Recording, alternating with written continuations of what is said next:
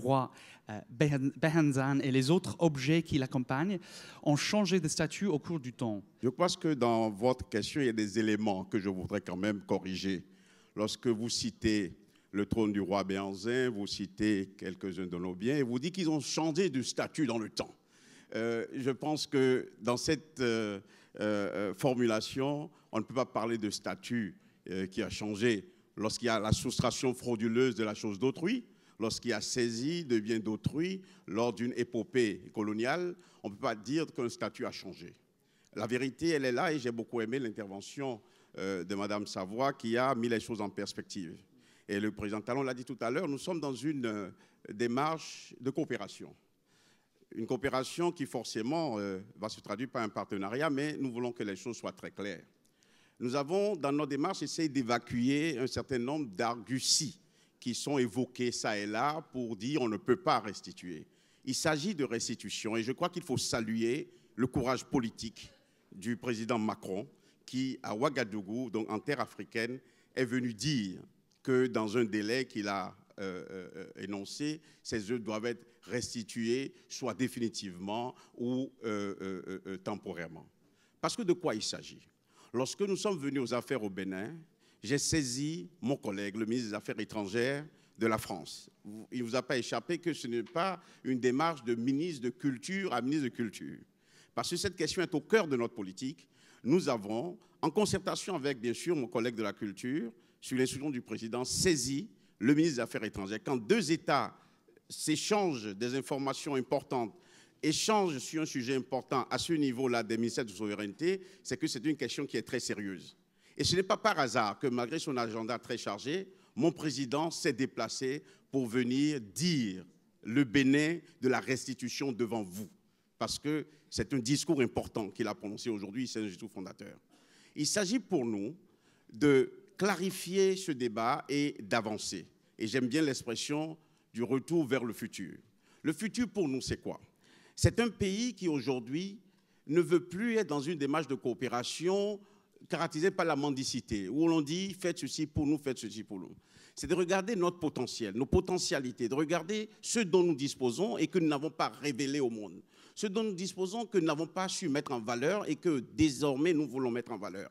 Et de dire, parmi ces choses-là, nous avons le parc de la Pendjari, nous avons nos plages, mais nous n'avons pas que cela.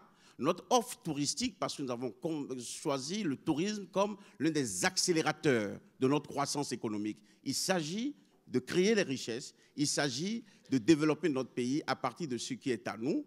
Et après, si des amis souhaitent, dans une démarche de coopération, nous apporter ce qu'ils souhaitent bien nous apporter, nous pourrions, n'est-ce pas, conclure des accords de coopération comme j'ai eu à le signer avec l'un de mes collègues français au mois de mars lors de la visite de travail du président.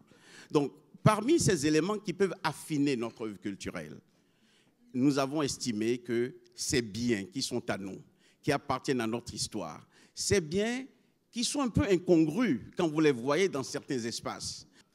La notion de patrimoine partagé, moi je l'accepte, mais je l'accepte à condition que ces biens-là soient dans l'espace auquel ils appartiennent et d'où ils n'auraient jamais dû partir. Ça, c'est la première chose. Donc, patrimoine partagé, oui, mais les biens doivent être là où ils doivent être. Ça, c'est un. La deuxième chose, ce que nous avons évacué, c'est quoi? C'est de créer ces conditions. Il ne faut pas écouter et ignorer des arguments que certains évoquent, parfois de bonne foi. Et je pars d'abord de l'élément de bonne foi. La bonne foi, c'est de dire, attention, on a été abommé. Je crois qu'un journaliste m'a dit une fois sur TV5, mais il n'y a que 5 gardiens. Ça ne suffit pas pour faire comme on fait au musée du Quai Branly. Je lui ai répondu, nous sommes un gouvernement qui s'est engagé dans la modernité. Nous allons créer, et nous sommes en train déjà de créer les conditions de conservation idéales, conformes aux standards internationaux.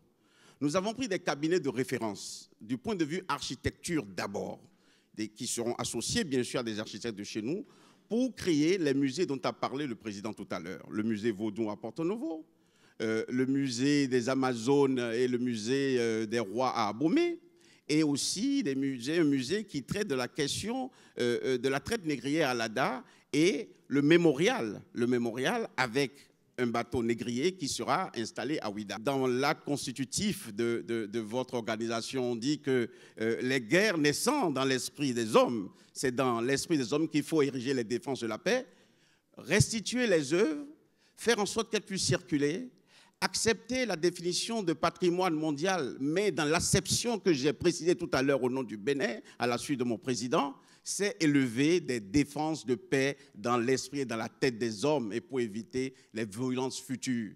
Profitons du moment où, à Paris, à Cotonou, il y a des personnes très raisonnables, des personnes ouvertes vers le futur. N'attendons pas que ce soit dans 20 ans, 40 ans, que Mme Savoie puisse dire « Oh, mais j'ai évoqué cette question et on n'a pas pu régler le problème ». Faisons en sorte que ce soit maintenant. Et c'est dans ce pays qu'un président a écrit « C'est ici et maintenant qu'il faut s'organiser pour la restitution des œuvres en toute amitié, en partenariat, en fraternité, parce que le Bénin, voyez-vous, est un pays de paix, un pays d'amitié. Je vous remercie.